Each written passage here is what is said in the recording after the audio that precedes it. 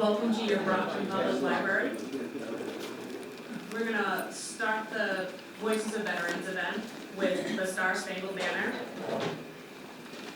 Holly Ferrente will be on vocals. We have Patrick Camary on the guitar and Brendan Canati on the bass. And I missed one, sorry, we have Anthony Penrose on the piano.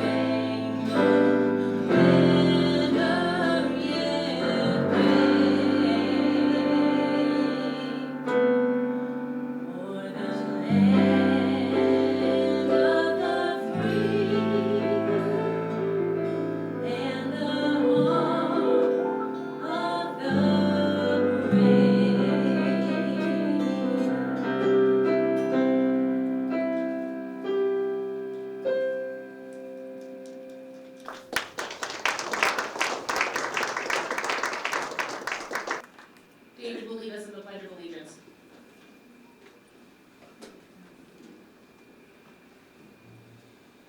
I pledge allegiance to the flag of the United States of America and to the republic for which it stands, one nation, under God, indivisible, with liberty and justice for all. I want to thank the library and the poet laureate, Philip Souris, for starting this event. This is the third year. It's grown a little bit every year, and we've added now we have a band, which is a big jump. This is awesome. My name is Kelly Young. I'm the Director of Veteran Services for the city. I'm the VSO. I'll talk to you about your claim next week, please. CC and Postway are in the back. They have cards too. CC and Postway, can you wave at everybody?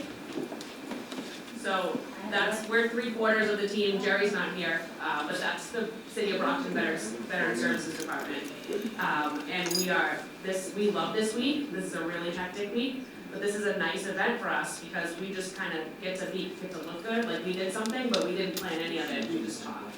So without further ado, I'd like to invite Paul Engel, the Director of the Brockton Public Libraries, to come up and say a few words about Veterans Day. Thank you, Kelly. Hello, everybody. As Kelly said, my name is Paul, and I am the Director of the Brockton Public Library, and it is my honor and my privilege to welcome you to the Brockton Public Library today. This is truly a special day and a special event to celebrate your service for the country. I am not a veteran, so I almost feel like I don't have I shouldn't be the one using these remarks, but what I can say is somebody who grew up in this country and has pursued art and culture and philosophy and theology as much as I have, I can't tell you how grateful I am for your service to be able to freely do that. And I mean that from the bottom of my heart. Thank you all. Now I'm going to get off this mic and let this thing continue because I'm really interested to hear what you have to say and to experience the art you've created. Thank you very much, folks.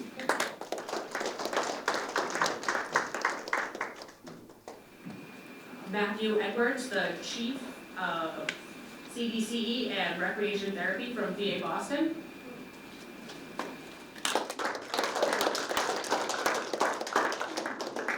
Good afternoon, everyone. As she just stated, my name is Matthew Edwards. I'm the chief for the Center for Development, Civic Engagement, and Recreation Therapy for the VA Boston Healthcare System. But I'm also a fourth-generation combat veteran. And when I returned from combat in 2007, the creative process was an incredibly important component of my journey, right? The catharsis through my dealing with PTSD and all of that. So it's an honor and privilege to be here today. And I want to thank all of our veterans who have the courage to be here today and share their journey with us. The creative process truly is the foundation for dealing with things, the trauma, and understanding everything that we've seen and experienced in combat. It's so wonderful to see so many veterans from so many eras here today, because it doesn't matter on what continent we served, we've all experienced many of the same things. And so I'm honored to be here with you all. Thank you very much.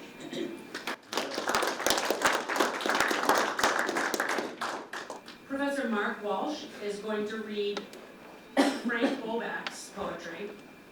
Frank is a U.S. Army veteran. He was in the early 70s, and I had the pleasure of walking in early with him, and this room was closed, and we were lost, and we were on Army time, and this spent on Poets time, which we learned about, so we had to unlock the room. We had a nice adventure together at about 1:15. And I asked him when he started writing poetry. He said, years ago, and they're not all finished still. And I said, will they ever be? And we agreed they wouldn't be. But Frank shared with me that he is 59 years and 11 months out of the Army to the day. So on December 9th, a month from now, he'll have 50 years out of the Army, and it feels like yesterday. And I'm still in, but even like stuff that I did 10 years ago, it feels like yesterday. And when he was he served in an armor company. He was the tactical communications. He was responsible for all the tactical communications. And he hoped he would get something that he could do on the civilian side, but he didn't. So he got a degree in English and education, and then worked serving veterans as a DVOP and at shelters in Boston. And I've been hitting the head a lot, so I forget the other stuff, but he's been working with veterans since he got out. Teaching wasn't for him. He did 1 year in Texas, and it wasn't for him. So he's continued writing. It was just for him, but now he's going to share it with us. And we have Mark Walsh reading his poetry. Thank you very much.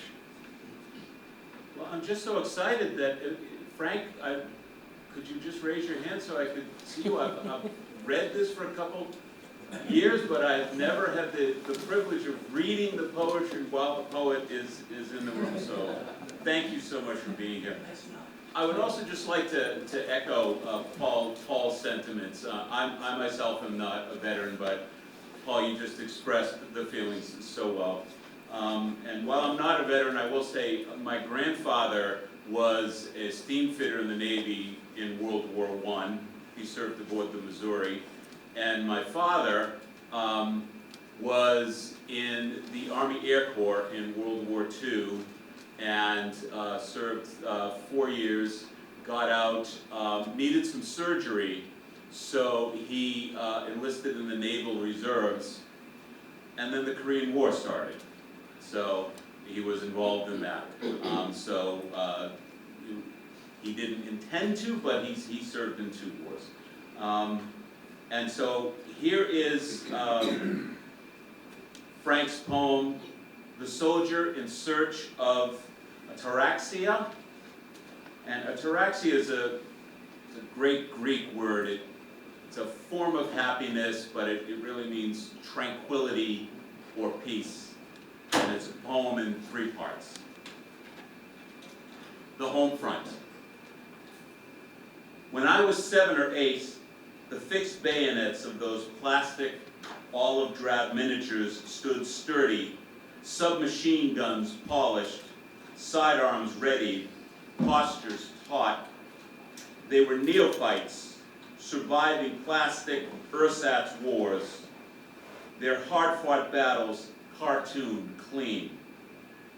At night, platoons marched home under cover of darkness to Tom McCann's shoeboxes, bodies, minds, and souls unscathed, wounds healed. I never once lauded those grunts, never once played taps for their heroic icons, never built them monuments. I never once shed tears for those plastic beings. They were nameless, had no families, have none now. They never took incoming, waded through rice paddies, or were spat upon. There was no Agent Orange, no napalm, no Kim Phuc. Their deaths were fleeting, swift, without curdling streams, until next morning when orders summoned. Those troops slept safely, soundly nights in those portable cardboard sarcophagi, secured by elastic bands. In country. The monsoons cry slanted tears. Their whispers lull me forward. The sounds echo like 4th of July firecrackers on a warm Boston summer's night. The sky, a kaleidoscope of fireworks, the din mightier than Krakatoa, and then darkness. I stiffen, listen to the swaying of bush, the soft cracking of brush beneath their feet. I hear foreign voices, nearing, echoing something I cannot understand, and I freeze in this hot land, praying for a Huey. The aftermath. I awake, listen for crackling brush again, then watch unblemished snow fall outside Huntington Ave, plastering the chipped, cracked sidewalks, hiding ubiquitous imperfections. Hippocrates' presence haunts me. It infiltrates the stone, the glass, my clothing drenched like snow-soaked winter mittens and warm as urine.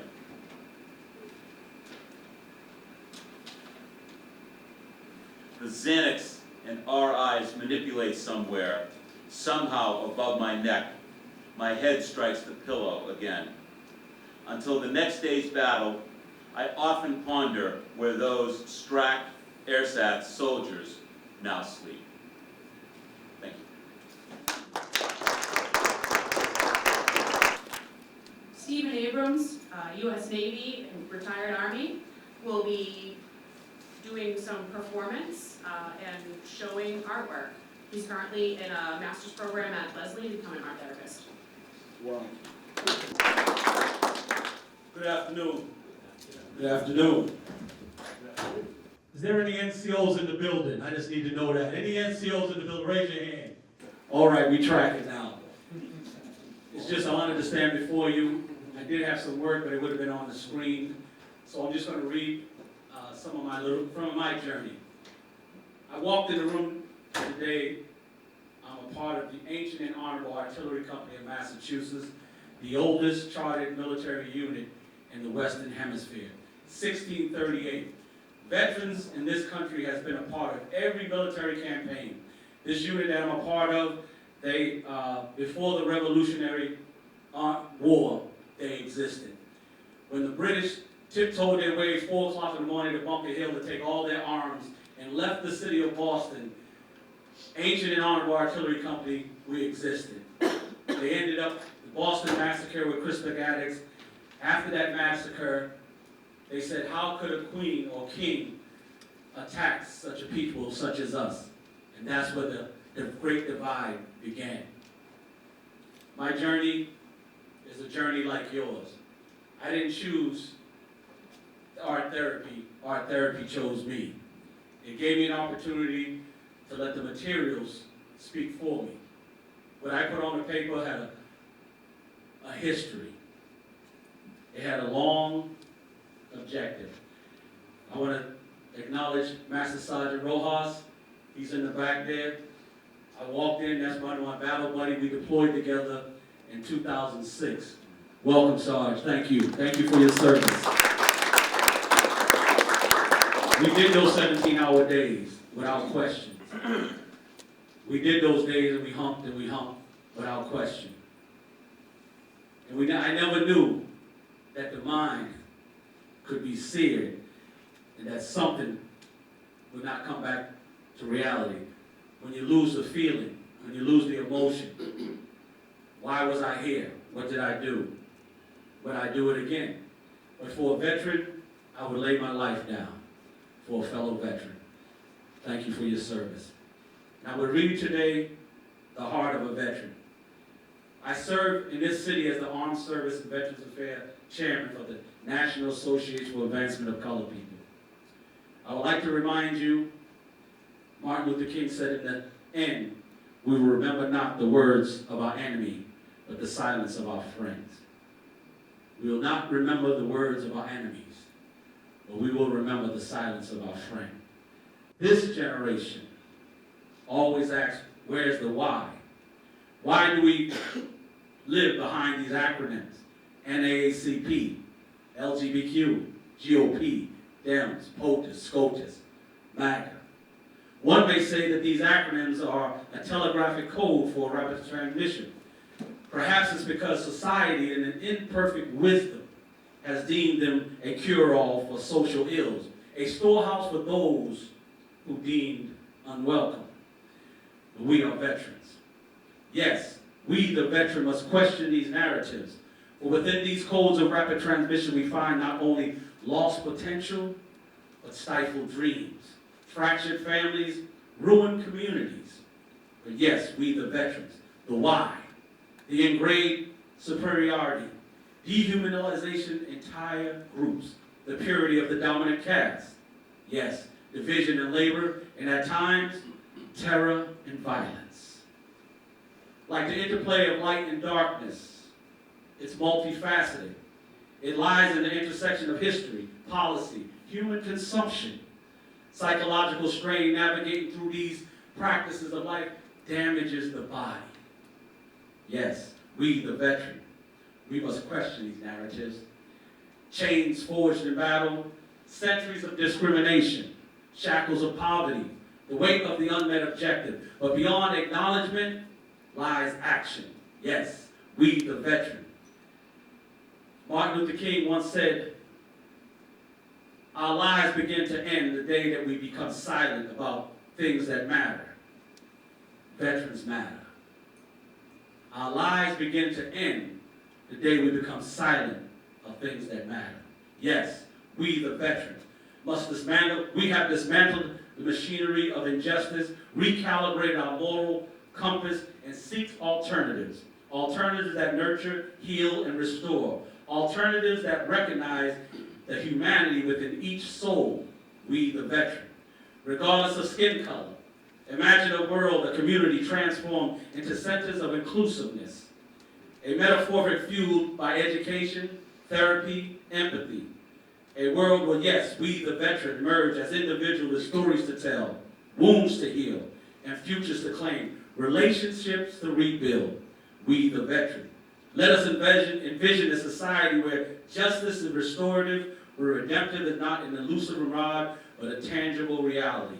For within the hearts of, yes, we, the veterans, lies resiliency, inspiration, hope, and exceed those acronyms. So I just want to thank you today, and because of you, the veteran, my life has always been a one that has been resilient, one of change. Through art therapy, I began to speak to situations that had no power. I began to heal in ways that I never would imagine that I would stand before you as an ancient and honorable artillery sergeant in Massachusetts. One big circle. I started serving in the Navy. I was a Navy Seabee, 6 years. I was smart and young and strong, so I joined the infantry after that. That's how smart I was. I went from white sheets to clay floors, dropping mortars. And then I became a combat engineer. And Sergeant Rojas tell you, we followed orders to a fault. Never knew that the body would back up and give up. Never knew when I didn't meet the standard, my mission was complete. Next man up. So we served, And I read that to you, yes, we the veteran, because we do have stories to tell. And if you look at the writings, you look at the poetry, you look at the color, the drawings, those stories are amazing. Those relationships build hope. Those relationships will never let you quit, never let you give up. That's why I asked, where's the NCOs in the building? Our job continues, our mission continues to take care of the troop. And the troop sure enough took care of us. These young men and women who served with us followed orders to a fault. I just want to acknowledge our chaplain, Joseph J.J. Johnson. Could you raise your hand? Chaplain J.J., could you raise your hand, please? He ain't gonna raise his hand.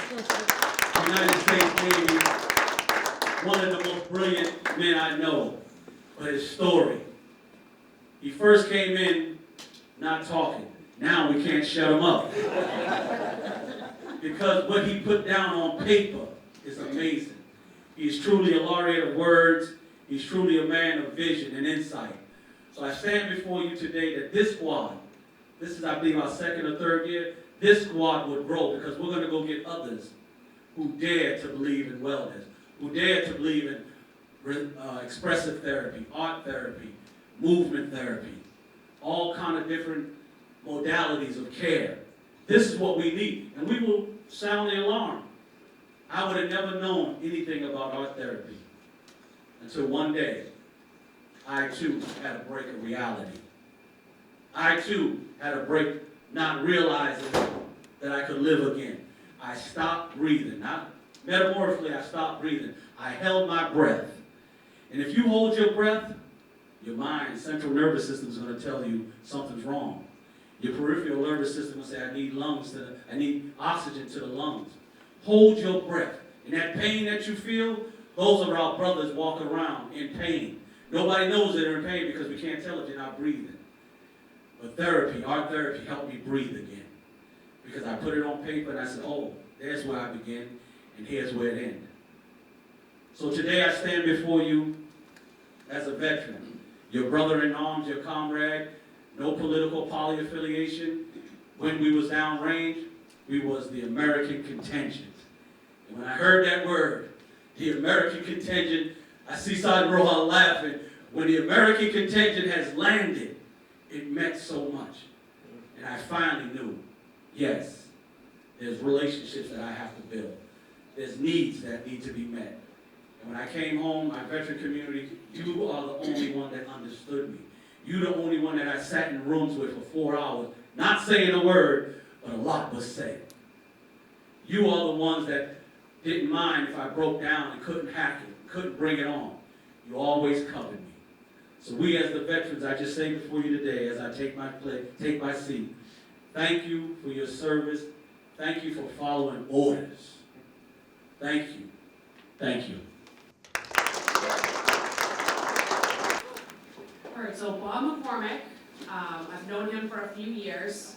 He helped me out when I started at this job, figuring out who were World War II veterans in Brockton.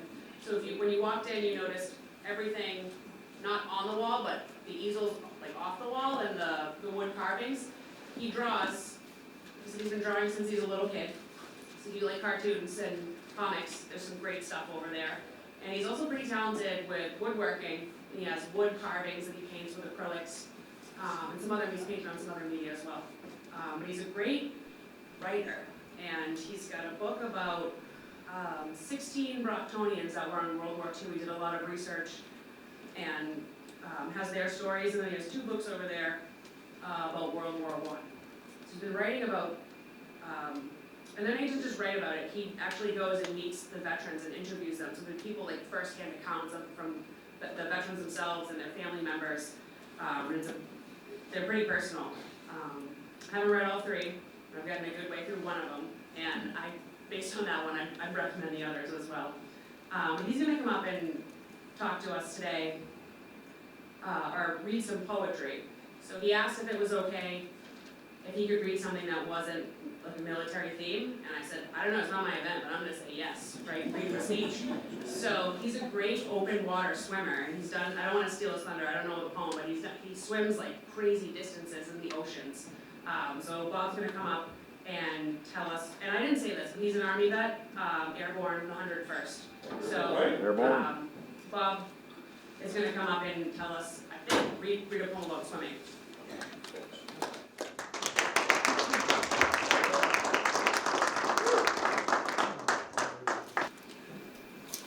I'm not much of a speaker, but I'll start off with the fact that I'm gonna be having a birthday on Veterans Day. I almost said Armistice Day, November 11th. I'll be 87. Woo! A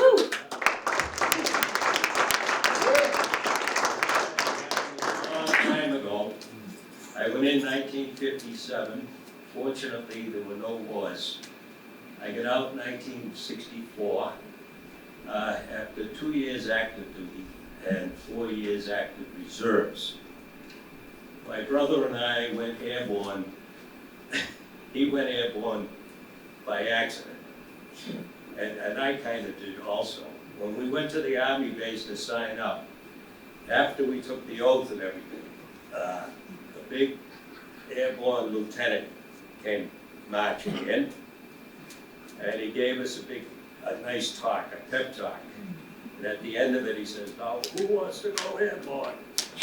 I jumped up like that, and my brother was sitting down. He says, "What are you doing?" I says, "Go on, get up, we'll go airborne."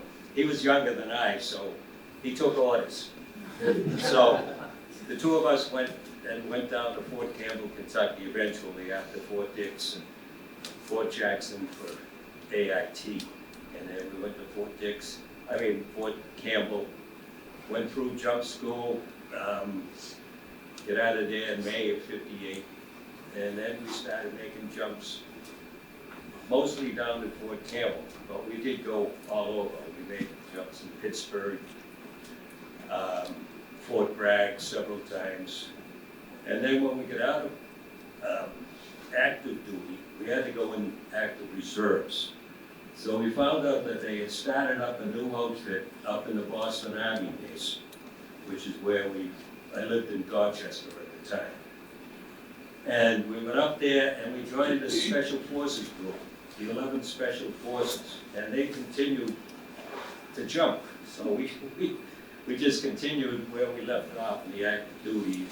We made several jumps at Fort Devens, very small drop zones because it really wasn't made for parachute.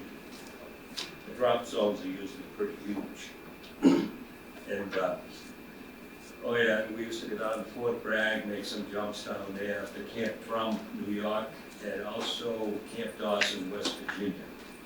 And so we had a good time, mostly jumping out of 130s, 123s, 119s, and then one jump out of a small, what do they call those? Small recon plane, no door on the side. We just went and jumped out like that. But anyway, after I got out of the service, I went to college, got out of BU in '63. And then I started with a bunch of hobbies. I started writing books. I wrote 9 books altogether. One on World War II, as was mentioned, it's about 60 combat vets from Brockton in World War II. And then there are 2 there from World War I, and the other 5 are for long distance swimming. That's what I'm going to read the poem from today. This is me swimming one of my 4 times at Alcatraz, swimming across. I don't know if you can see that. This is me jumping off the ferry in San Francisco underneath the Golden Gate Bridge. You can see all the white there is just fog. It was all socked in. So we had to start in dense fog, hoping that no ships were going to be coming in from the ocean right under the bridge. You know? So, oh yeah, and then another hobby was painting. I did those. Those are all acrylics, freehand drawing and painting. And then I did a lot of carvings there. You can take a look at any of that stuff afterwards. I like cartoons, so a lot of them are cartoon figures and little vehicles and There's a Christmas scene there. So feel free to take a look at all of those. The poem I'm going to read is not, as Kelly said, is not service related. It's about one of the swims I did from Alcatraz. Probably most of you know about Alcatraz and the fact that many people tried to escape it, but as far as they know, nobody made it. Several people drowned, several people were shot and killed. Some just gave up when they saw the water, how rough it is, the tide coming in or out is fierce. So, and how cold it is. It's always cold out there. So, anyway, this is one of the swims. It's about 4 or 5 minutes long, so sit back and relax. Swimming Alcatraz. It was early morn in July's latter days when 3 mates and I left the shore. We headed our craft toward the fog and the haze and the din of the ocean's roar. We made for a place desolate and bleak, o'er wild and rolling seas. Alcatraz was the island we did seek, bearing 360 degrees. Together with my companions, the 2 Toms and Bob, I held tight to our small pitching bark, while she rose and she fell with the ocean's throb, unsteady in this realm of the shark. I was to swim along with Tom C. from Alcatraz back o'er the bay, while Tom L. and Bob would oversee our progress along the way. Out in the middle of the Bay of San Fran, as we held to our compass line, sea spray drenched us, every man, ere we swimmers had entered the brine. Ahead in the murk, Alcatraz's grim form came into view after a while. Her lonely cliffs had stood many a storm. Now they threw down a scornful smile. Finally reaching that land of disgrace, Bob idled the engine low. Our little boat trembled, so close to that place, so near to that isle of woe. Over to the left, Barker's Beach lay, where Doc Barker in 39 was riddled with bullets as he made for the bay. He'd reached the end of the line. In the waters off to the right, with regret, was the spot where a corpse was found. It was that of prisoner Aaron Burgett, who in 58 was drowned. Round to the back on the northern shore, on the 11th of June 62, Frank Morris and the Anglins took their place in folklore when from the island they flew. These 3 men are presumed to have drowned in the cold, wild waters of the bay. But never a trace was ever found of these hapless souls to this day. These gloomy thoughts my mind they did nag as I prepared to enter the sea. These and that battered old prison hag that mocked and looked down on me. Screeching seabirds glided and swept on winds that blew o'er the sea, while others adrift on the rollers each kept, and I on my partners and me. The Alcatraz which peered down chagrined, her contempt she did convey. Why are ye here? She wailed on the wind. Get from my shores while ye may. Anxious to depart, I swiftly stripped down, said a prayer to the powers that be, and with a wary glance at the dame of renown, I leaped into the sea. Under the water in the gray and the cold, where the swells were just gently working, I gazed way down into depths untold, glad to see no sea creatures lurking. Back on top, in the surge and the rush and the clamor of the ocean's roar, battered and swamped, I was forced by the crush into the depths once more. Up on the crest of a wave again, I sighted far across the bay. There in the fog I saw just then where my destination lay. Behind on the hill, the Alcatraz dame glared down on my form with glee. "You'll drown," she screeched, just the same as the cutthroats who fled from me. We swam out fast, just in case this witch could inflict her bane, and over the water come and give chase, and drown us within her domain. We strove to obey the lady's decrees as we made for the other side, through rising, falling, and rolling seas, fighting the flooding tide. Overhead the gulls soared in flight, through skies windswept and gray, while down in the torrent we continued the fight to get across the bay. After long struggling with the watery beast, to the entrance of the cove we drew nigh. Tom C. called to me, "Swim to the east, the now ebbing tide to defy."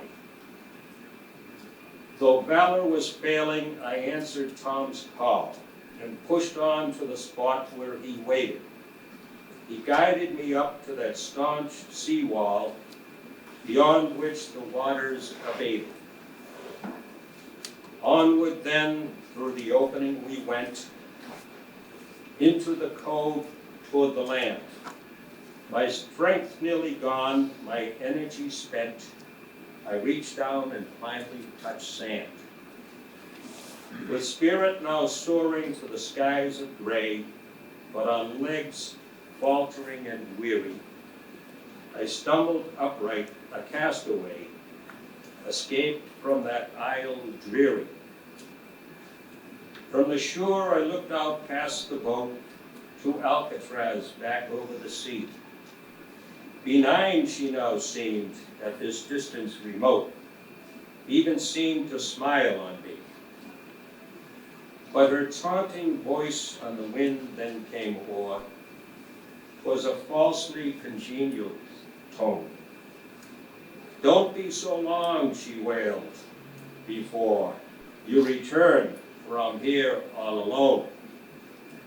"Never again," to the winds I blared, "I'll not return to your shores. Other waters I'll swim," I declared, "but I'll stay far away from yours." Swiftly I flew to my quiet abode, away from the angry seas, to my place of rest at the side of the road, back to my life of ease.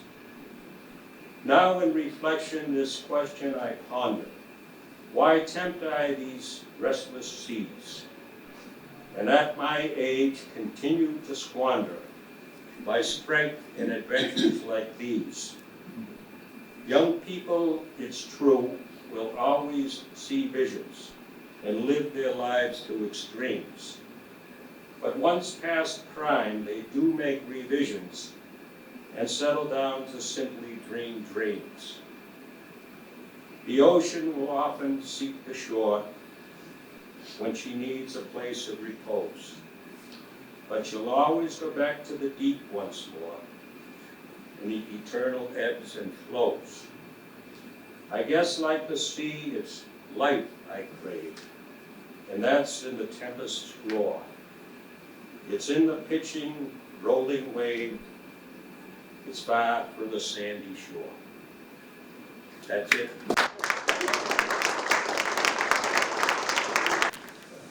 Now we have, it says musicians. I don't know what they're playing, it's the same musicians. We have Holly, Anthony, Brendan, and Patrick. We actually chose to do the song Stand by Anna Ritchie. It's fairly difficult to find. It's about standing for the flag, not kneeling down at the sports events. There's a song for that, so that's the one that we chose to do today. Hope you enjoy it.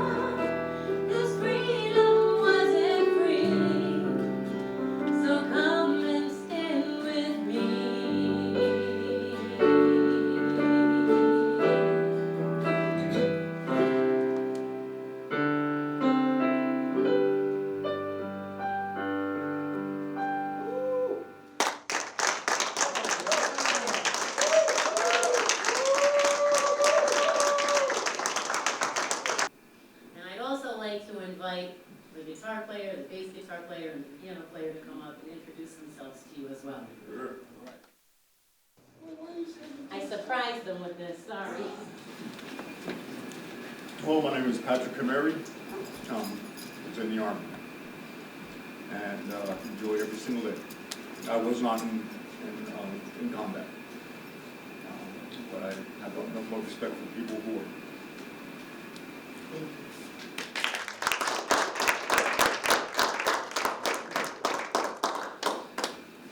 Well, that's going to be hard to follow. I was impromptu. It's like going after Martin Luther King's speech. Like, how do you follow that up?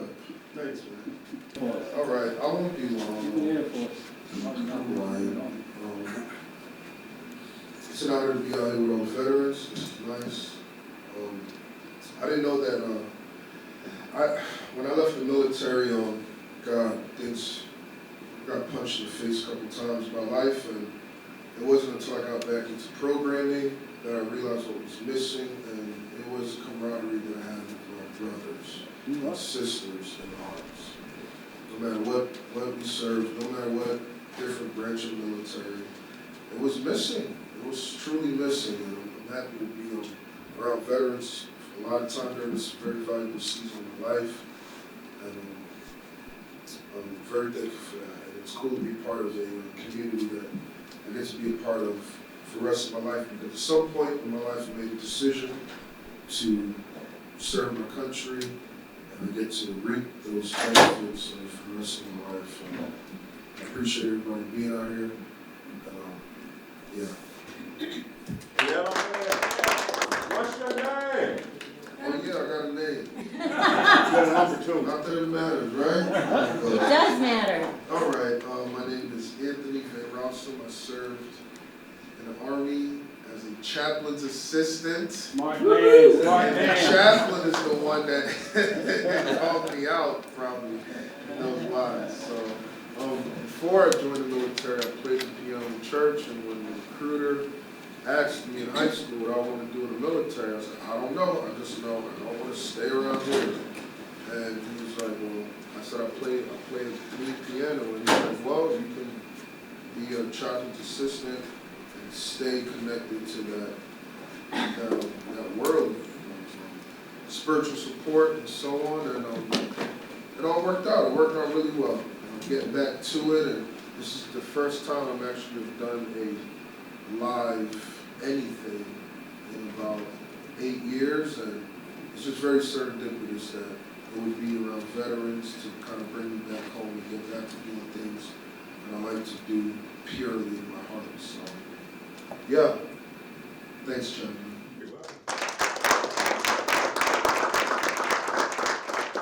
Not least.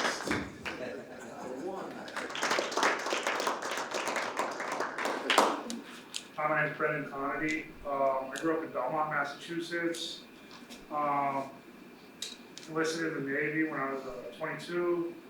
I was a Navy Sealy. What? Can do. And I did 5 years in the Navy. I did 2 combat deployments to Afghanistan. It was very life affirming for me. Since then, I've utilized my GI Bill. I got my degree at Cal State Long Beach in English and education. And I recently moved back to Massachusetts to rekindle my relationship with my family. But what I find is that some of the most important relationships in my life are with my fellow veterans.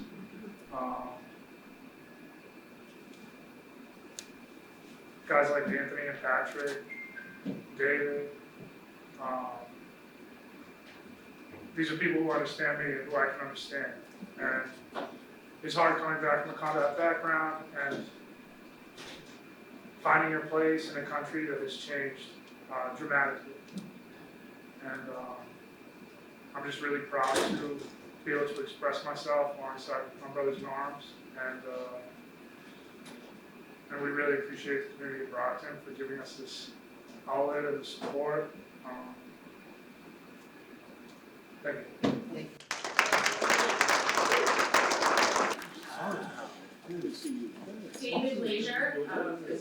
back up, he's the gentleman who did the Pledge of Allegiance, and he writes, I don't know the entirety of everything he writes, but he wrote some nonfiction, and he's gonna read us a chapter or a piece of a chapter from one of his works. How's everyone in the clubhouse tonight? How do you follow up a performance like that? I can't do it. So, I mean, this is just kind of like the little extra tidbit up here. I was in the Navy. Sorry. A little emotional from that song. That was pretty good. I was in a squadron. Squadron was attached to a ship. USS George Washington out of Japan, Yokosuka. Whenever the ship went out on deployment, we attached with them, and that was fun. So to say. But this book that I wrote, I actually self-published it a few years ago. Tried to get it published by a publishing house, but that didn't come to pass. So I was stubborn, and I was like, well, I'll just self-publish it myself. Basically, a result of some of the things that I experienced in the Navy. It's about health and fitness and some spirituality. Little backstory on me, just before I dive into this. I'd always been into like exercise and health and stuff. I think mostly because I grew up watching Rocky. My dad,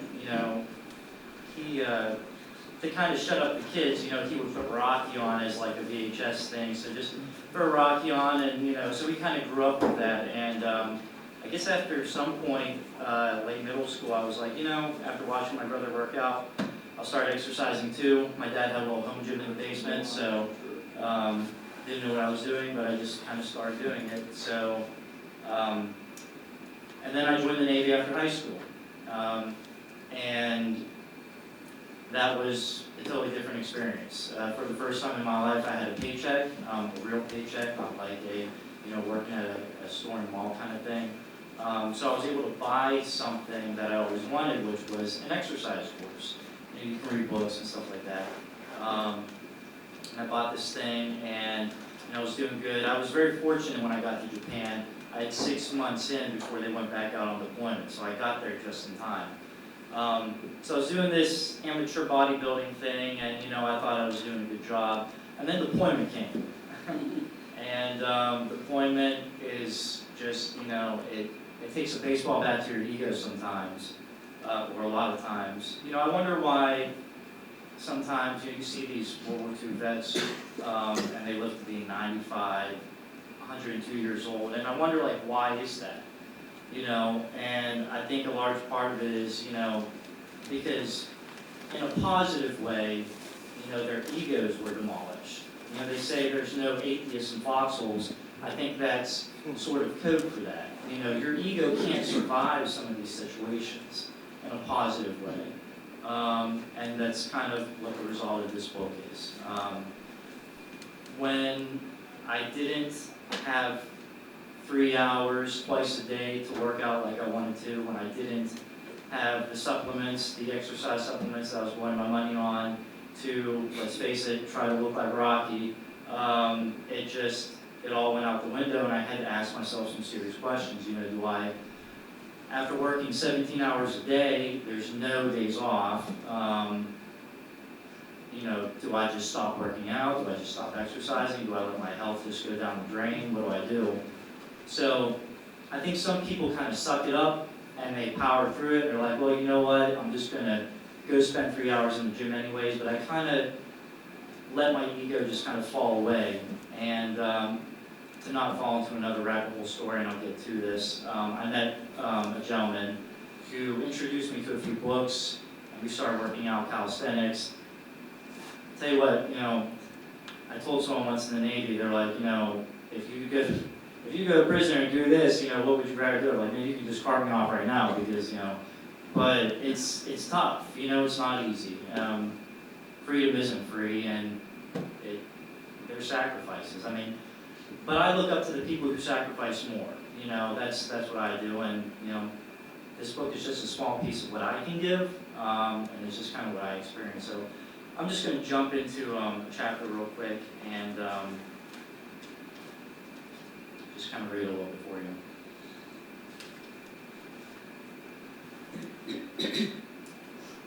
Chapter 0, big questions. This is about exercise and health and fitness and a touch of spirituality. What are we doing here?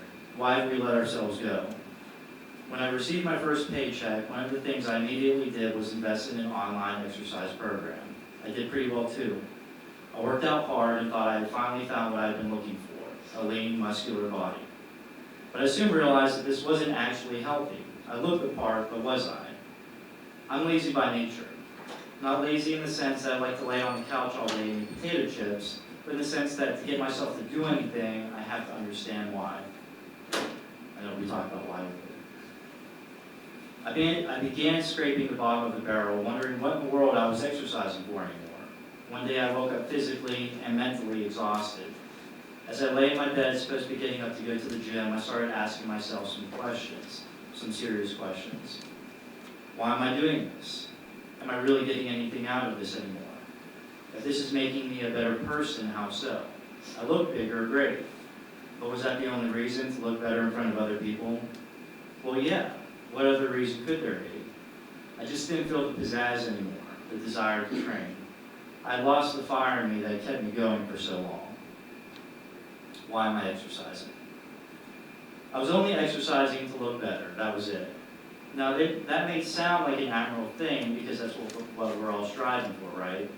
But it just wasn't enough anymore, and it certainly wasn't enough to get me out of bed in the early hours of the morning, 5 a.m. or 3 a.m. sometimes. I decided then and there that my training was no longer going to simply be about getting bigger or looking better. It was going to be about being healthy and having a functional body, something that the military treats us pretty well. Something major had happened to me. I had a shift in perspective. This is where most of us fail, not only on our fitness journeys, but most importantly in our health. But what is it that crumbles away and makes us give up? Why do we never go the distance? I wager it's our foundations or lack thereof. When a weak foundation falls away, you have to have the courage to build a new, stronger one. We do things for all the wrong reasons. We're told to eat better, to look better, to be better, but what is better? When something isn't working, we usually try harder or go faster, when what we really need to be doing is slowing down. Everyone who hears these words and does them will be like the wise man who built his house on the rock. Excuse me.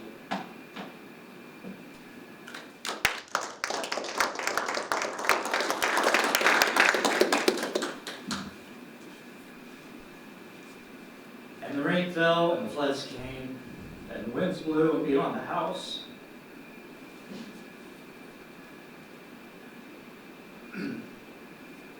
But it did not fall because it had been founded on the rock. Matthew 7:24. Is my ego getting the better of me? Not everyone you see who looks great with their shirt off is actually healthy. In all reality, a lot of them are probably doing something harmful to their bodies, whether wittingly or unwittingly, to look the way they do. You don't have to have 2% body fat or softball-sized biceps in order to be considered healthy. I'm an ectomorph by nature, thank you Mother Nature. That means I am skinny and have a hard time gaining muscle. When I started my amateur bodybuilding routine, my goal was to gain lots of muscle weight. Healthy, but this is healthy, right? Well, I suppose if you think eating a whole lot one week and starving yourself the next, what we call yo-yo dieting, thus ruining your metabolism, is healthy, then yes. I was young and naive, and so this is what I thought being healthy was, how I looked. And it was good for a while. I got a lot of praise. Hey, look in school.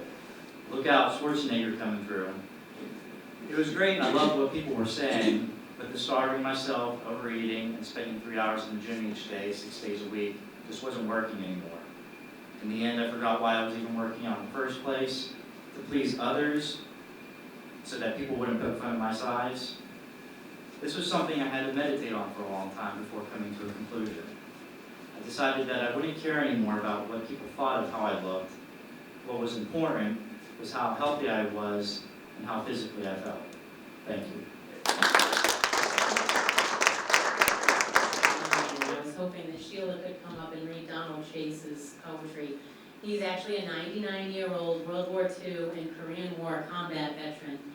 I've got one of my displays is some of his poetry. He's been writing poetry for years. It's non-military poetry. That's what I entered in the Creative Arts Festival for the VA this year. He no longer lives in Massachusetts. He's a New York resident, but we love him so much. We still claim him as our own. And since David was talking about how the old vets live to be, he is 99. I think that we might have introduced him as 99 the past two, but he actually is now. And, you know, of course, we hope he lives to 100 and past. He's a lovely man. So I'd like to actually introduce Donald Chase's poetry now, if that's okay with everyone. And this is Sheila Timon, who reads for us each year. Thank you. Thank you. So lovely to have an arm to hold, to walk up. Donald Chase, my gosh, he was in so many battles, so many wars. He started off in 1945 in France. After World War II was over, he was in Austria for occupation duty. He went up to Nova, Alaska. He was discharged in 1948. In 1950, he re-enlisted to fight in the Korean War. He took part in many battles. He was wounded by shrapnel. In 1951, shot through the right leg in March of 1951, shot in the neck in June of 1951.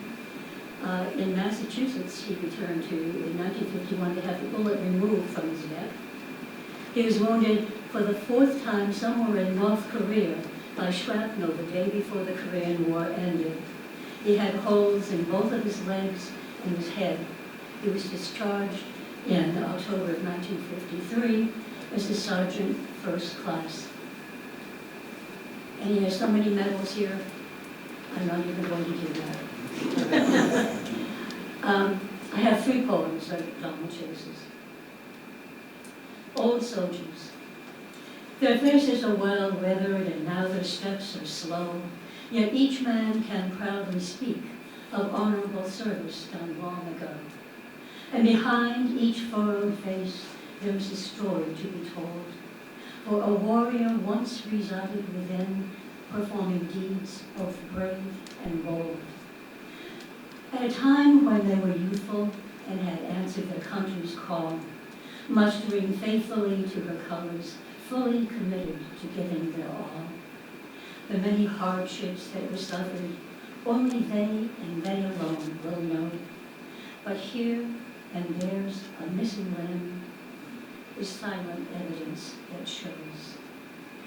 These old soldiers' ranks are thinning, no longer do they pass in review, yet their noble deeds will live forever, even though known by only a few.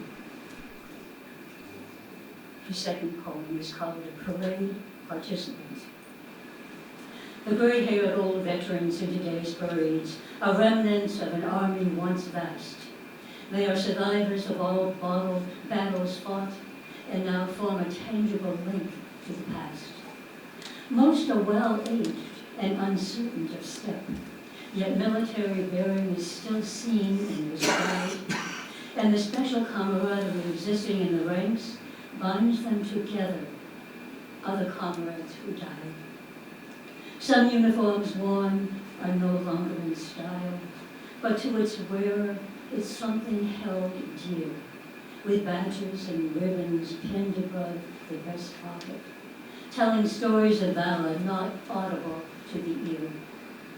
Those on the sidelines who observe the parade probably just see a group of old men passing by, never really aware of their own part in history, for the events of the past are now gone from the eye.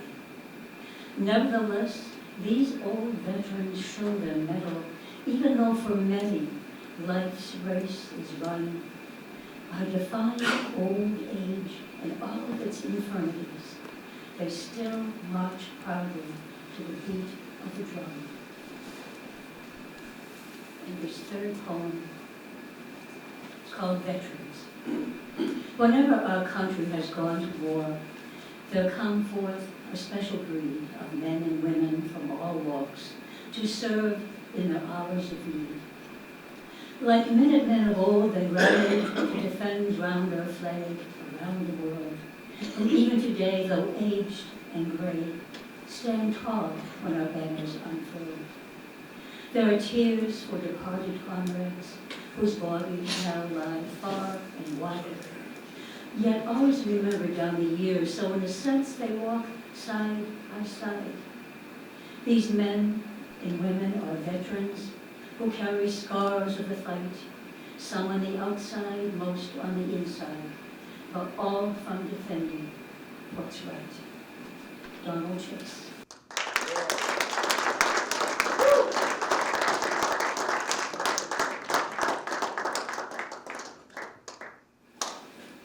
A very handsome young man. You're too kind.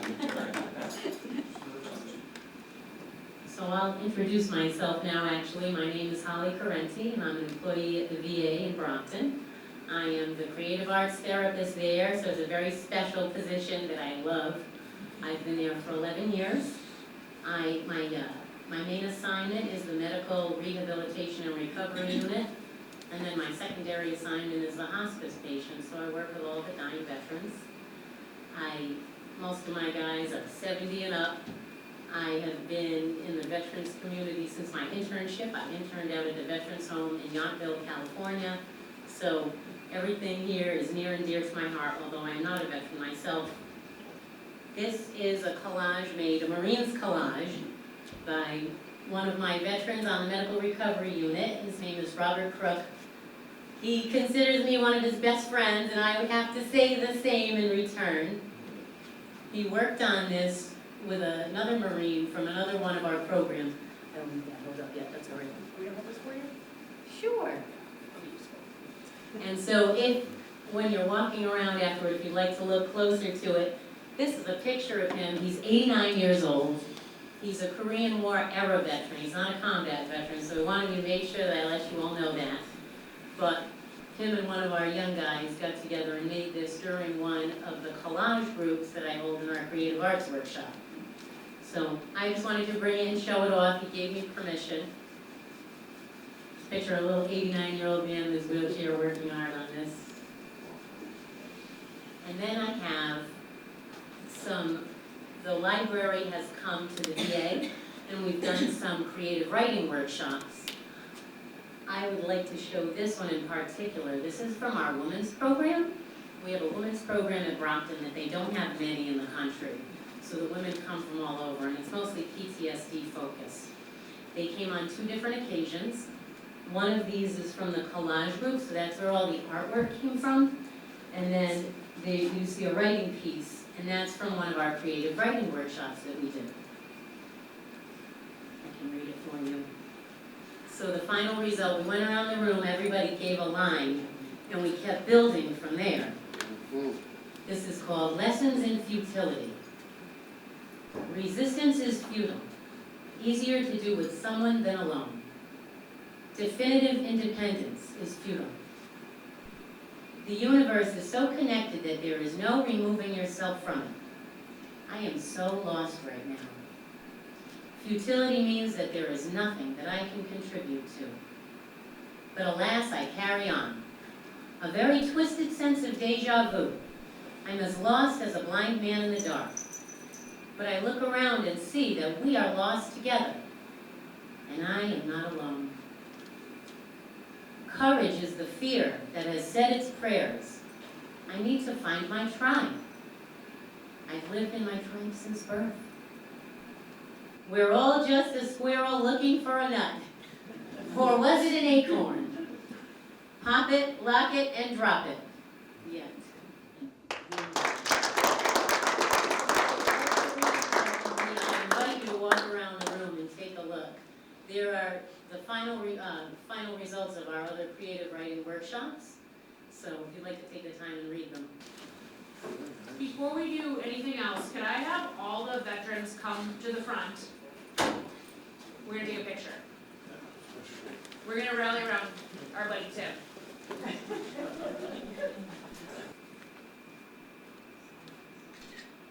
Hope we get some good ones out of this bunch. Thank you to everybody who contributed their art it's helpful, I hope it was helpful for you, but I know it was helpful for everybody else who got to take it in. And I hope we see you next year, and I hope it's even bigger, and I hope we have more bands and more poetry, and more participation. Thank you.